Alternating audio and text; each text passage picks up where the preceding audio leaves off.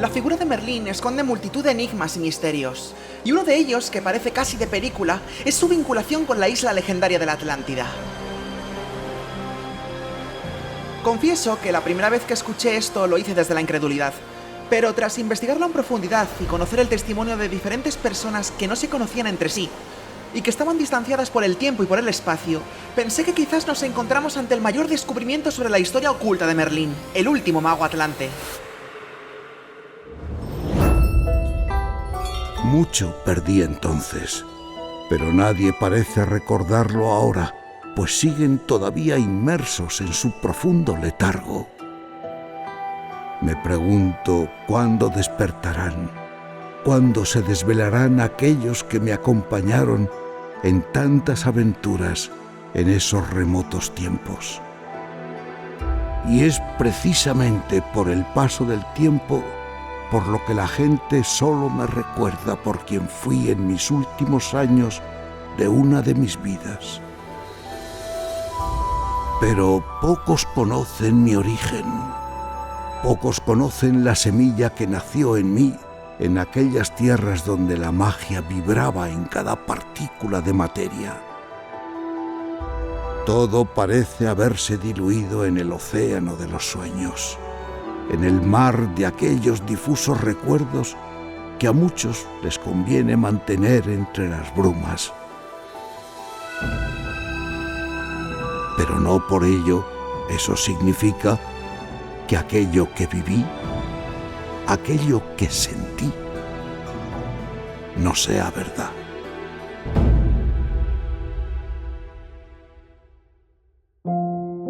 La historia de Merlín es una de las historias más antiguas. Su primera aparición fue en la era de Mu. Y Merlín en la era de Mu formó parte de un consejo que se encargaba de guiar espiritualmente a todos los seres que habitaban en la era de Mu. Ese consejo recibía el nombre de los 13 ancianos, lo cual les permitía ser navegantes de las líneas del tiempo. Eran como profetas, se podría decir. Entonces, mediante esa navegación en las líneas del tiempo, ellos como que bajaban paquetes de información que podían como apoyar a la humanidad sin interrumpir el libre albedrío. Es una responsabilidad realmente muy grande, porque tomar conciencia de todos esos infinitos potenciales y mediante eso tejer y canalizar algo que pueda ayudar era un trabajo muy, muy grande.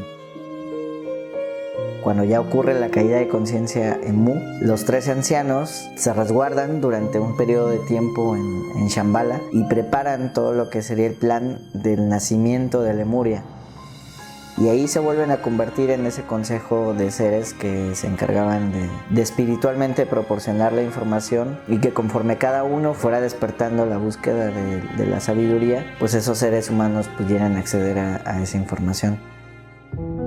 Cuando ya ocurre ese descenso vibracional en Lemuria, Merlín tiene un rol muy importante, porque de alguna manera él era como el maestro que estaba a cargo de todo lo que concernía a la familia de los 33. Por medio de esa navegación de las líneas del tiempo, Merlín llega a diseñar un plan en el que se pudiera mantener la vibración de Lemuria en Atlántida, con el propósito de que esa frecuencia pudiera tener una continuidad y se pudiera llevar a cabo el nacimiento de esa conciencia crística que era el plan original de la familia de los 33.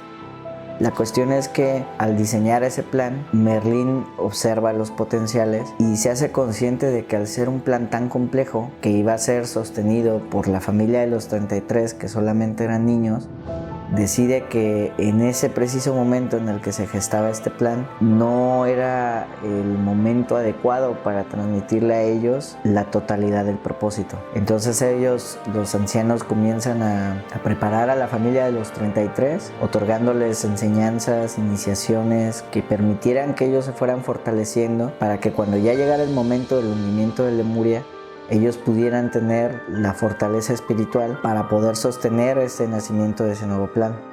De manera que Merlín lo que decide es que la transmisión del propósito de ese plan de resurgimiento en Atlántida por parte de la familia de los 33 se les transmitiría ya hasta en el último momento, cuando Lemuria ya comenzara a hundirse, y se les transmitiría como un paquete completo de información a través de un canto. De manera que a través de ese canto, que es mucho más profundo y más sagrado que simplemente transmitirle palabras, ellos pudieran llegar al entendimiento, no mediante el entendimiento mental de la transmisión de un plan, sino a través de la integración álmica y espiritual del propósito de ese plan.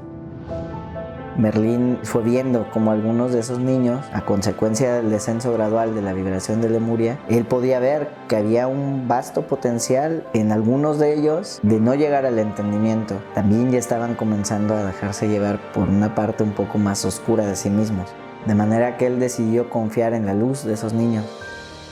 Y al final, cuando ocurre el hundimiento de Lemuria, pues sucede lo que ese potencial ya les había mostrado. Las emociones que entraron en ese momento del hundimiento de Lemuria, la dificultad de desapegarse de sus padres, de la isla, de todo lo que conocían, generó que esa misma emoción que entró se encargara de generar esa brecha de separación.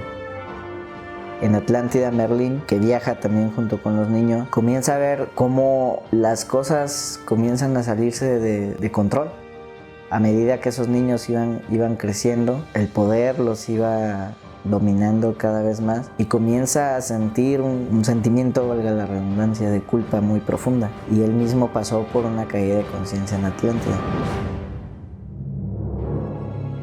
Cuando se llega al final de la historia de Atlántida, Merlín lo que hace es recluirse en su propia oscuridad y se sumerge a unos mundos muy oscuros. Pero lo que él decide es navegar esas sombras por sí mismo, sin que sus emociones, sin que sus culpas, sin que su propia oscuridad afectara a nadie más. Eventualmente Merlín comienza a resurgir, comienza a vivir una experiencia de retorno y reaparece en la tercera dimensión.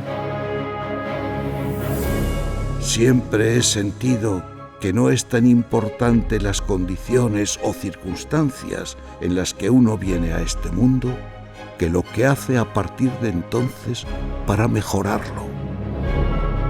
En un principio tenía clara mi misión, pues por ello decidí renacer.